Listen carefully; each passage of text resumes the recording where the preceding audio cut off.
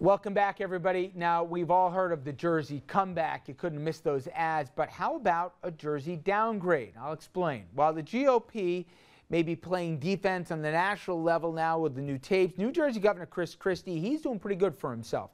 New polls that came out have 51% approval rating in today's day and age. That's saying something, especially for a Republican in a blue state. And while not everybody likes his style, he certainly has defined himself as the architect of the so-called Jersey comeback. It is how to build on our successes. It is no longer about how to deal with devastating decline. It is about how to push New Jersey even further ahead.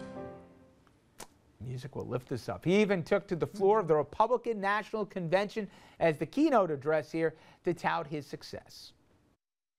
Now, they said it was impossible. This is what they told me. To cut taxes in a state where taxes were raised 115 times in the 8 years before I became governor. That it was impossible to balance a budget at the same time with an $11 billion deficit. But 3 years later, we have 3 balanced budgets in a row with lower taxes. We did it. And 17 minutes later, he mentioned Mitt Romney. I'm sorry, I'm just kidding. Okay, but whatever you think, love him, hate him, the numbers back up that the public of New Jersey, for all the bluster, for all the bullying, as the critics say, give him pretty good marks here.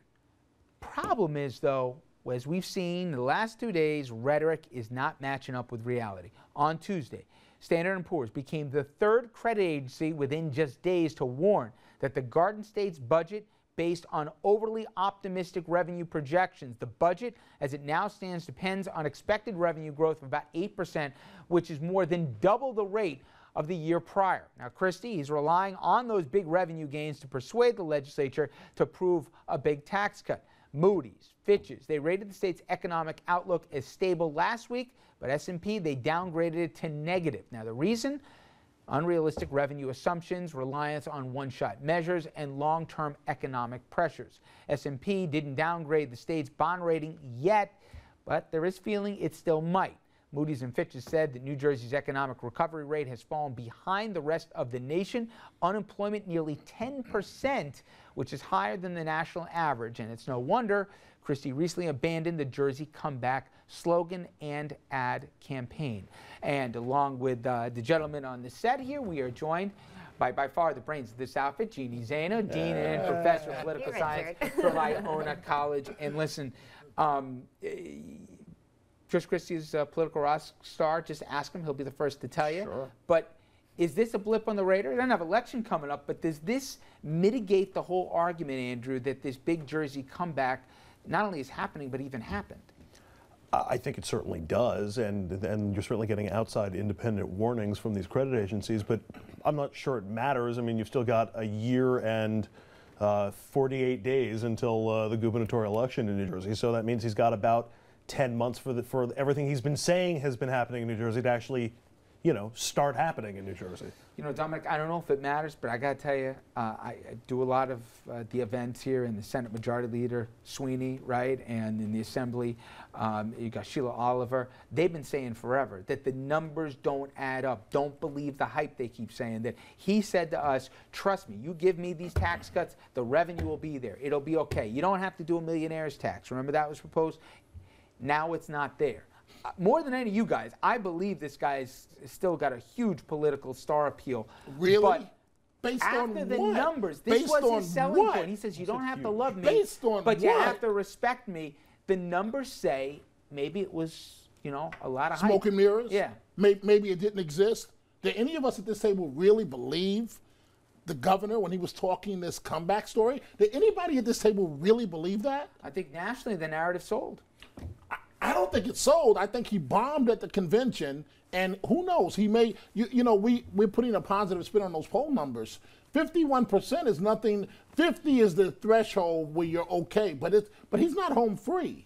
And Governor Christie, I say this every time. I've seen this before. On September 10th, Rudy Giuliani, and he's a bad impersonation of Rudy Giuliani.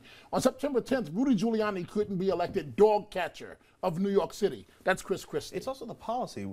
Again, tax cuts equals higher revenue, even though it means less money coming into the government. We hear that from conservatives and Republicans all the time. Ideas on the Republican side are coming home to roost for Romney, for Christie, for Bloomberg.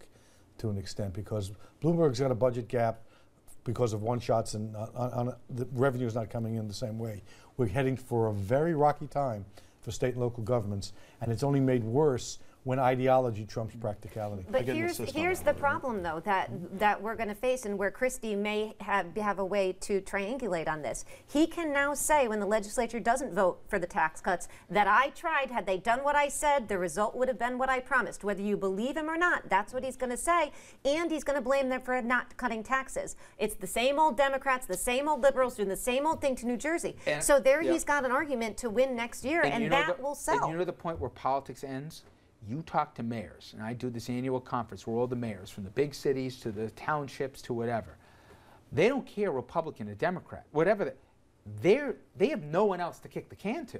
And if Trenton in this case says, sorry, you know, out of money here, they're the ones who are going to have to be making the cuts, and they'll tell you right up front, they've already cut all the fat. They're cutting already in the bone.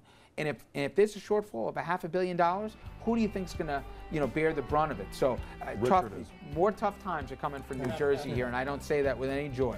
All right, we're going to take a quick break. When we come back here, Albany, as Dominic said before the break, Andrew, and I are going to get to sit back and watch this one. In the wake of the Vito Lopez sexual harassment scandal, some are saying that Assembly Speaker Shelley Silver, I wonder who, Jeannie, is Albany's very own Joe Paterno. Do you agree? Is it time that one of the three men in the room steps down? We'll be right back with more on that. Stay with us.